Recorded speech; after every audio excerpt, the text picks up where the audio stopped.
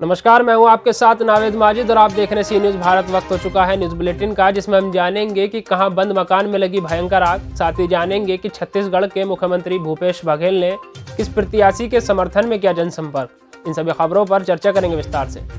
असम के मुख्यमंत्री हेमंत विश्वकर्मा के कांग्रेसी नेता राहुल गांधी पर टिप्पणी की आलोचना की गई है।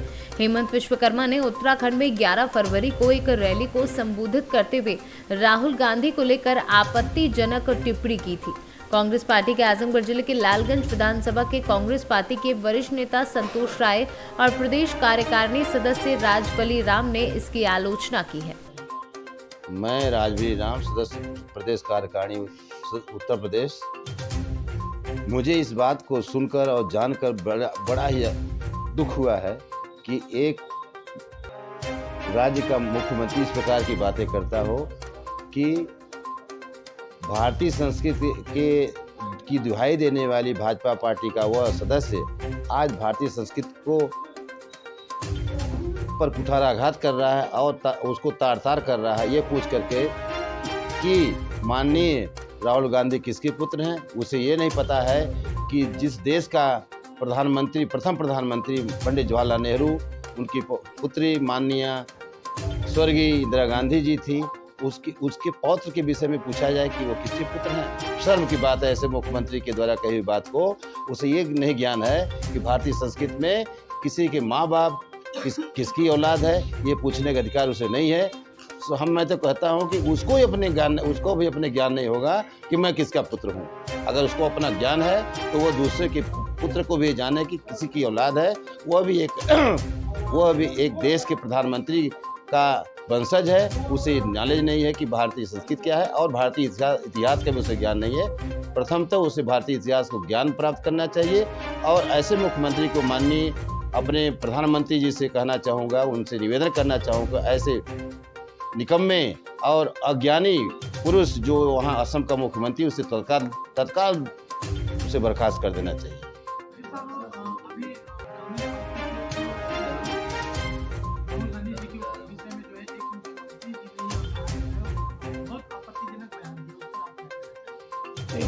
देखिए, वो असम के मुख्यमंत्री हैं। कम से कम अपने को लोग कहते हैं कि हम लोग एक धर्म की पार्टी, धर्म को मानते हैं।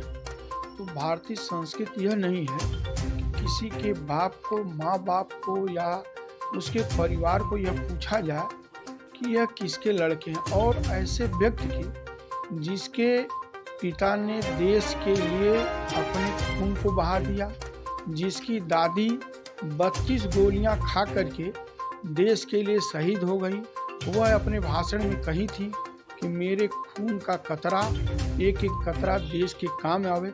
ऐसे महिला के, ऐसे जुझारू देश के प्रधानमंत्री के पौत्र को यदि यह कहा जाए कि यह किसके लड़के हैं, तो मैं समझता हूं कि उस मुख्यमंत्री का दिमाग का दिवालियापन निकल गया है। और भारतीय जनता पार्टी के नेताओं से मैं माननीय प्रधानमंत्री जी से यह चाहूँगा कि ऐसे मुख्यमंत्री को तत्काल हटा देना चाहिए, जो एक पूर्व प्रधानमंत्री के कहे कि यह किसका बेटा है। एक पूर्व प्रधानमंत्री के बेटे को यदि वो पूछे कि यह किसका बेटा है, तो इसका मतलब उसे देश के बारे में कतई कुछ जानकारी नहीं है। उन्हें तत्काल हटा देना चाहिए। राहुल गांधी कांग्रेस के राष्ट्रीय अध्यक्ष रहे हैं, आज भी नेता हैं, एक नौजवान नेता हैं और ऐसे नेताओं के विरोध में किसी भी पार्टी के नेताओं को गलत टिप्पणी करने का अधिकार नहीं है। भारतीय संस्कृति का लोप है और भारतीय संस्कृति की मर्यादा को गिरा करके असम के मुख्यमंत्री बोल रहे हैं, उनको तो बर्खास्त कर देना चाहिए। आजमगढ़ से सीनू संवाददाता अबुशाद अहमद की रिपोर्ट। बुलंदशहर में बंद मकान में संदिग्ध परिस्थितियों में लगी भयंकर आग। घर में रखा सारा सामान जलकर राख हो गया। 4 दिन पूर्व से रिश्तेदारी में था पीड़ित परिवार। धुआं निकलने पर पड़ोसियों ने जानकारी दी। वहीं घर से गैस सिलेंडर, नकदी, बर्तन मिले गायब। पीड़ित ने जताई चोरी के बाद आग लगाए जाने की आशंका। क्या नाम है भैया? जाहिद, जब तुम यहाँ आए थे तो आपको कैसा पता लगा घर में आपके चोरी हुई है पहले या फिर आग लगा के गए वो? ये आज सुबह 11 बजे पड़ोस में मालूम हुआ कि हमारे मकान में धुआं उठ रहा है दीवारों से। तो उन पे वो चाबी छोड़ जाते हैं, जो हमारे बड़े भाई हैं, उनका नाम ताहिर है। वो चाबी उनसे छोड़ जाते हैं, तो उन्हें आज 11 बजे पता चला तो उसके बाद ये देखा तो ताला तोड़ा तो घर में कुछ नहीं था, आग जल रही थी मौके पर। तो आपको कैसे पता कि इसमें पहले चोरी हुई थी? नहीं चोरी, उसमें कुछ वस्तु भी चुराई गई है, सिलेंडर वगैरह और धनराशि भी थी, वो भी सब कुछ नहीं है इस समय, सब चोरी हो गया। तो आपके घर में आग लगा के चले गए? हाँ जी। अच्छा, किसी पे शक है आपको? नहीं, ऐसा कोई नहीं है किसी पे शक, और कोई हमारी किसी से लड़ाई भी नहीं हुई है। फिलहाल 8-10 दिन के अंतर्गत कोई लड़ाई नहीं है। पुलिस प्रशासन को सूचना दी? पुलिस वाले पुलिसकर्मी आए थे आज सुबह, उन्होंने कुछ बताया कि आप एप्लीकेशन दो, उन्होंने अपनी जो प्रक्रिया थी वो बताई कि थाने आइए और आगे कार्रवाई तब होगी। थाने गए आप? थाने भी नहीं गए। बुलंदशहर से सीनू संवाददाता नितिन सिंह की रिपोर्ट। बुलंदशहर में अंतर जनपदीय डकैत गैंग का खुलासा किया गया है। 6 डकैत गिरफ्तार किए गए हैं।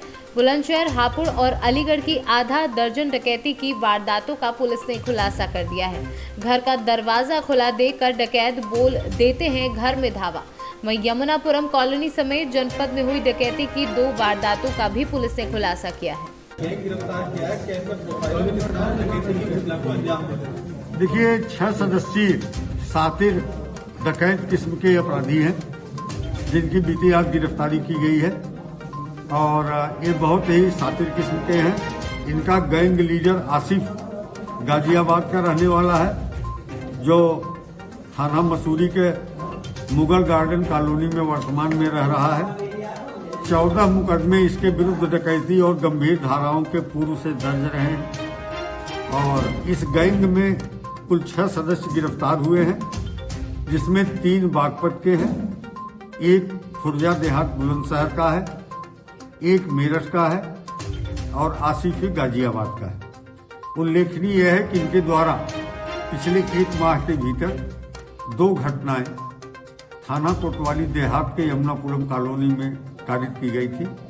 ये खुला मकान देखकर अंदर प्रवेश कर जाते हैं और जो लोग अंदर हैं उन्हें हथियारों के बल पे आतंकित कर जो कुछ मिल जाता है लूटपाट लेते हैं। यद्यपि दोनों घटनाएं जो हमारे यहाँ हुई थी उनमें जो माल गया था उस कम मात्रा में था, लेकिन इसके अलावा इन्होंने अलीगढ़ में 2 डकैती की घटनाएं अभी की हैं, हापुड़ में 1, मेरठ में 1।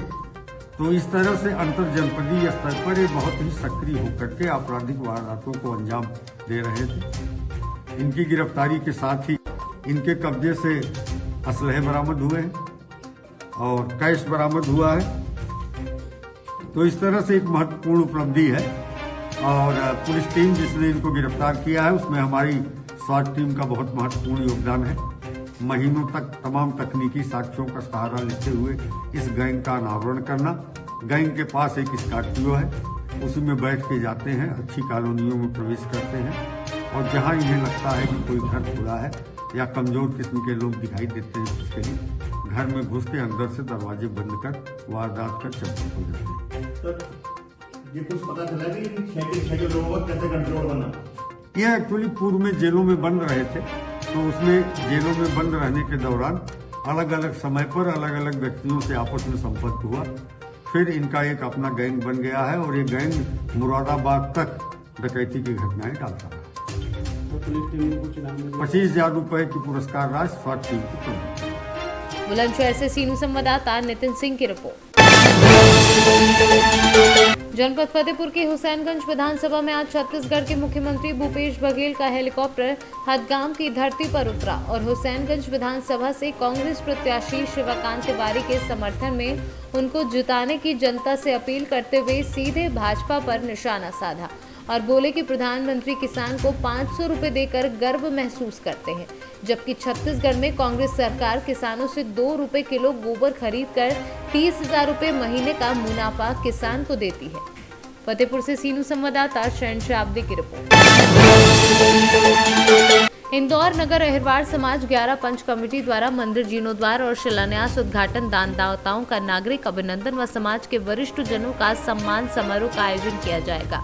बुधवार को संत श्री शिरोमणि गुरु रविदास जयंती के महापर्व पर इंदौर में विशाल शोभा यात्रा के साथ समाज के आराध्य संत शिरोमणि रविदास जी महाराज मूर्ति का शिलान्यास किया जाएगा। क्या पूरा विषय? पूरा विषय ये है कि कल 665वीं गुरु रविदास जी की जयंती अहरवार 11 पंच कमेटी रुस्तम का बगीचा के द्वारा मनाई जा रही है। इस जयंती पर हम गुरु रविदास जी के बारे में अभी जैसे जो हमारा जीर्ण मंदिर था उसको नए तरीके से बनाया गया है। वहाँ मूर्ति की स्थापना की गई है और मूर्ति की स्थापना के पहले जो ना सुबह हमारी प्रभात फेरी निकलेगी, वो मंदिर से निकल के रविदास गेट जो मालवा मिल पर है वहाँ तक जाएगी और बाद में वापस आएगी। ये जो ना एक मिशन है, जिस मिशन के तहत ये का मतलब हम अपनी जयंती मनाते हैं। हमारी कमेटी ये 1954 में मंदिर बाबू जगजीवन राम जी द्वारा उद्घाटित किया था। उसी फिलॉसफी को लेकर के हम आज जो ना जयंती मनाने जा रहे हैं। मंदिर का पूरा जो ना चौपन का फिर से निर्माण किया गया, उसमें जो ना जो किया गया है उस तरीके से हम चाहते हैं कि आप लोग हमारे जो ना उसमें आए। और ये एक धर्मनिरपेक्ष जातिवाद और क्या आयोजन आपके पास? हमारे जो ना मतलब आयोजन है, कुछ सांस्कृतिक कार्यक्रम में है, जैसे गुरु रविदास जी का शब्द, पहला शब्द जो ना गुरु ग्रंथ साहब में है, नाम तेरो आरती।